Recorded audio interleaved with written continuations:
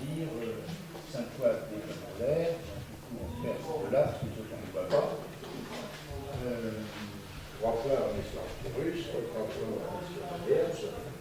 On construit là-dedans le dragon qui part entre les deux, là, hein, il remonte un peu. C'est surtout ça qui est visible.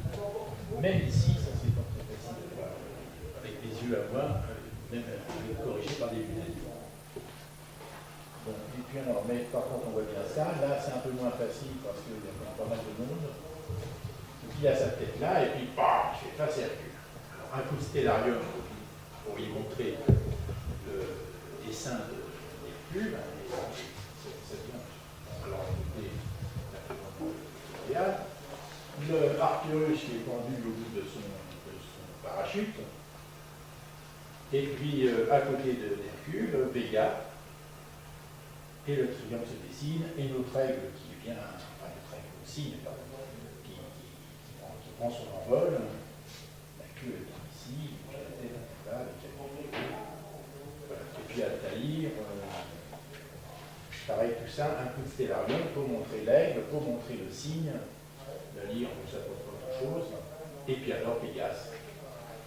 Pégase, moi je le sens beaucoup parce que une fois qu'ils ont repéré Pégase, avec son étoile, les étoiles qui la caractérisent, quand on prend cette aigle-là, on a un grand boulevard qui nous permet d'aboutir à Andromède, mais qui va ensuite sur Persée et qui après se prolonge sur Capella, et avec Capella, on tire l'hexagone d'hiver.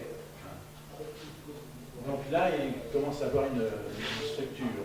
Et bien sûr, alors là, on fait la même chose, on reporte ici, paf, ça, ici, top, on tombe sur Cassiopée. Et puis entre les deux, entre le dragon et Cassiopée, ben, on essaie de leur faire deviner ces faits. Et c'est l'occasion, bien sûr, de faire raconter des histoires. Oui, parce que je le fais aussi, ma petite pupuche, là, elle avait 5 ans. Hein. Elle a été raconter ça à sa maîtresse, puis c'est très intelligent. Ça, vraiment, c'était délicieux. Il y avait 22 enfants qui étaient tous là avec des yeux. Oh, et puis, dans tous les sens, et se poser des questions. C'est chouette, on se sent acteur de quelque chose dans ce monde. On parlait d'autre chose du 440, et puis de la crise, et puis de la réalisation, et puis de la propriété. Je crois que c'est ça vraiment le plus de ce qu'on fait en astronomie. On regarde, on sort du court-termisme et du résultat immédiat, il faut du résultat. Si on sait encore, un arbre, c'est pas immédiat, quand on met une graine, on sait qu'on met pour les générations futures. Un noyer, ça ne bouge pas tout de suite. Bon, alors voici ce triangle de l'hexagone d'hiver.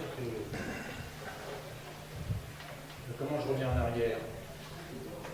Je vais demander une assistance.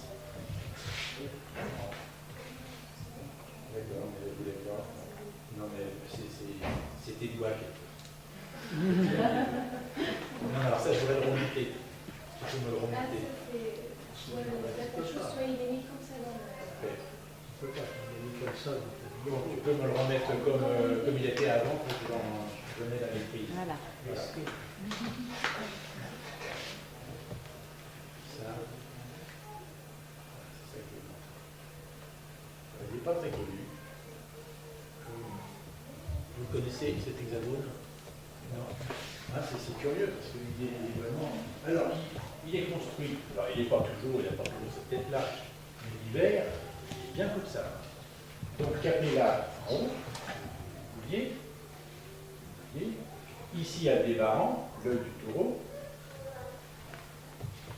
Ici, dans Orion, Riel, accompagné toujours pour les enfants, le petit chien, le grand chien, le potion, pas le petit chien, le grand chien et le lapin. Donc ça, c'est pas visible, mais Cyrus, ça se voit. Même dans nos villes, c'est Cyrus, c'est costaud. Hein. Potion. Et puis ici, les deux frères, Castor et Pollux. Et à l'intérieur, c'est bien rempli. Ici, on a les pieds, enfin, ils se tiennent par les bras, pour ça, par les épaules. Alors, un moyen mnémotechnique, CC, Capella, Castor, de Pollux.